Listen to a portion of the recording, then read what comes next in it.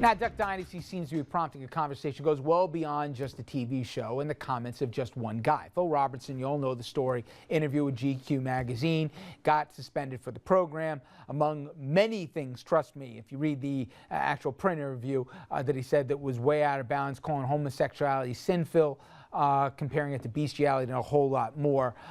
He also went on and on and on, and interesting comments about African Americans as well. At the end of the day, people are making this, some people want to talk about this as being a free speech issue. Some people want to talk about this as, hey, this guy isn't, a network anchor. This guy was a host, of a duck hunting show or a duck call show. Why are we elevating him to something he wasn't? The network knew what they were getting when they got it. I still think they did the right thing, but I'm curious, going around the table, if you were A&E, would you have said, listen, at the end of the day, you offended a whole lot of people, you singled out a population here, and you said they weren't worthy in effect. Did he deserve to be suspended or no? You would have preferred that he lie? He was asked, what in your mind is sinful? And he happens to be religious, and he said what was, okay, and what gave if a list. What if he said sinful and by was the way, anyone who's not Christian? You're dealing with the strongest parts of the Constitution, the First Amendment rights, but religion, it's not a First speech. Amendment. No one said he's going to jail for what he's saying. This is an employment issue. But I'm saying he was something asked the question, and he answered it honestly. What should he have said? What if he was asked the question, does anyone, remember John Rocker when he took the subway? What if he said, are there any populations that bother you? And he said, yeah, you know what, I don't like African, I don't like blacks, I don't like fill in the blank. Would that be something that should be suspended or terminable? He would be telling the truth how he felt? They were asking, what do you think is sinful? Now, that's a little bit different. Yes, they did. And he responded and quoted the Bible with respect to it. So, what do you expect? You expect him to lie about it and say something he doesn't believe when he's asked the question? It's pretty awful language. I disagree with all of it, but he's not a news anchor. He's playing a part maybe in some way, and then this part he sincerely believes. I mean, they kind of walked into this, didn't they?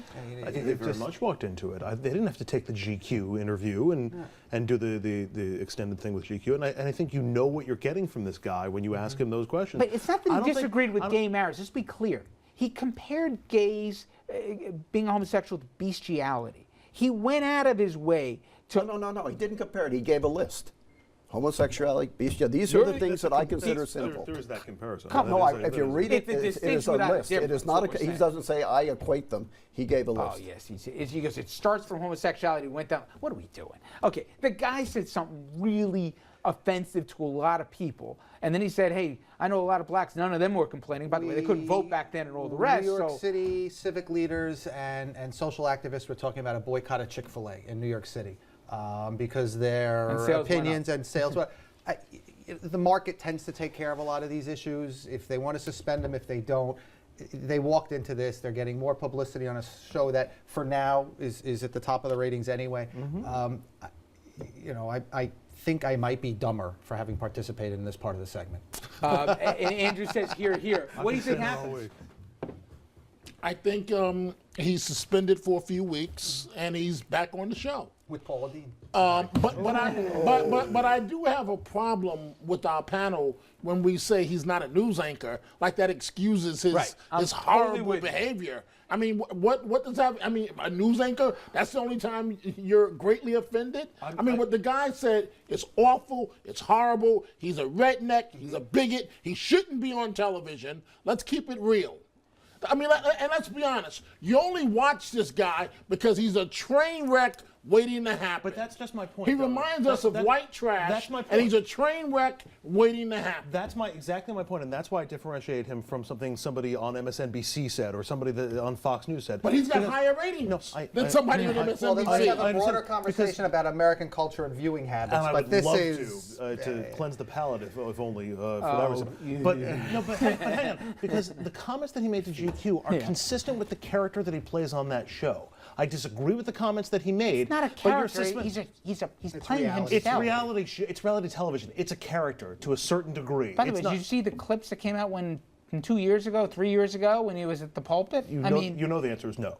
Okay. The point is, clearly, he said something and you don't want to have him to have any consequences for it because he's a reality TV person. What I find hypocritical out of all this baloney is if he said the N-word or he called Jews the biggest slur we could say, we wouldn't be having the same conversation. It's different if he goes biblical and calls gays, makes a connotation. If he said the same thing and went a little further, you went places on blacks. If he went further on that, or if it was anti-Semitic, or if he was anti-fill in the blank, always going there, we would be having a much different conversation. That's the hypocrisy of this to me. Shows, if you have, I think Mob Wives is atrocious. I think Real Housewives is atrocious. They're walking around perpetuating stereotypes, and he's done his neighbors and his community and other people that enjoy the show a disservice because it tars them with a too One broad question. brush. Can you tell me why Sarah Palin and Bobby Jindal ran to his defense? I know he's popular in Louisiana, but why would they want to get involved and defend him after he said these things? It's a matter of the First Amendment, I think. They figure. But it's not. No, that's an easy one. You want the honest answer? The chairman can't tell you the truth. The honest answer is that's Sarah Palin's base. The people that watch his show. That's her hardcore base. Period. There is still a fairly sizable swath of conservative and Christian fundamentalist ideologues in this country who think that homosexuality is a sin, is anti-Christian, is anti-conservative. And so it hits them that sweet spot there because there's still a large section where this kind of language is perfectly acceptable and it's correct in their minds. But what about what he said about African? It's disgusting what this man said. I think Dominic, I think all of it's disgusting. But it's not about free speech. You can say what you want, but you know what?